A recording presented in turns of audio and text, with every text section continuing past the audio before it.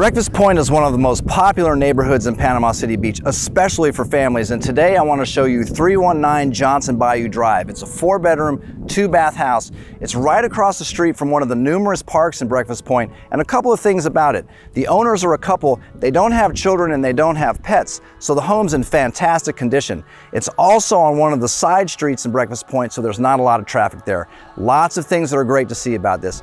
My name's Craig Duran with the Duran Group at Berkshire Hathaway Home Services. Let's go take a look around.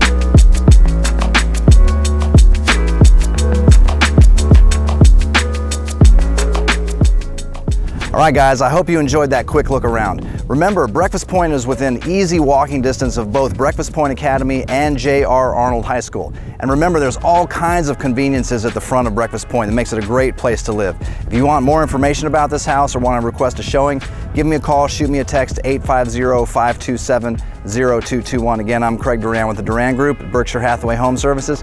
Thanks for watching.